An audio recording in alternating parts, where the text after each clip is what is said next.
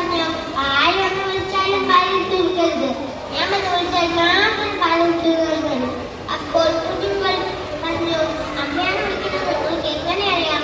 അപ്പോൾ അമ്മയോട് മറുപടി പറയും, ഞാൻ ഈ പാട്ട് പാടാം, എന്നാൽ മാത്രം പകൽത്തോന്നാൽ വെള്ളി. എന്നിട്ട് അമ്മയോട് ഈ പാട്ട് പാടും. കുഞ്ഞാര മക്കളെ തലനീട്ട മക്കളെ പുല്ലിൽ കളിക്കുന്നൊരമ്മതൻ പൂക്കളെ ശാശാദിയെടുക്കുവിൻ പാതി തുറക്കുവിൻ ശാശാദിയെ ഉള്ളിൽ കടത്തുവിൻ. പാട്ടുപാടി പിടിച്ചു തരാൻ പോയി. കുഞ്ഞുങ്ങൾ വായിലെന്ന് ശാസിക്കും. ഇതൊക്കെ അമ്മയോട് പറഞ്ഞതെല്ലാം കേട്ട് വീട്ടിൽ തൊട്ടുള്ള വലിയ ഞാവൽമാറ്റിന്റെ താഴെന്ന് ഒരു കൂട്ടം കേട്ടിട്ടുണ്ടായിരുന്നു. അമ്മയോട് പോയി കുറച്ചു നേരം കഴിഞ്ഞത് കൂട്ടമതി പാട്ടുപാടി.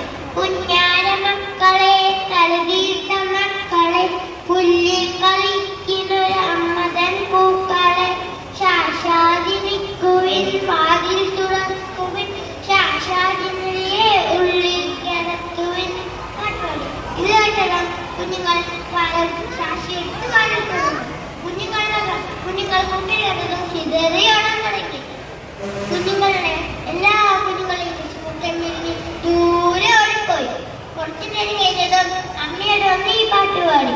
കുഞ്ഞാല മക്കളെ തലതീർത്ത മക്കളെ പുല്ലിൽ കളിക്കുന്നൊരമ്മതൻ പൂക്കളെ ശാശാദിയെടുക്കുവിൻ വാതിൽ തുറക്കുവിൻ ശാശാദിനിയെ ഉള്ളിൽ കടത്തുവിൻ.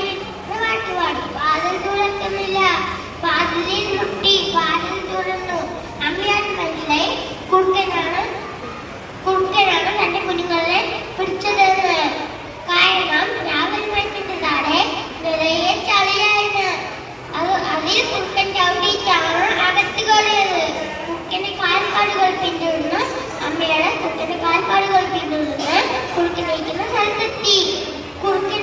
അമ്മയുടെ കുറുക്കനെ കണ്ടതും കുറുക്കൻ ഓടാൻ തുടങ്ങി. അമ്മയോട് ഓടിപ്പോയി കുറുക്കന്റെ വയറ്റിൽ കുത്തി.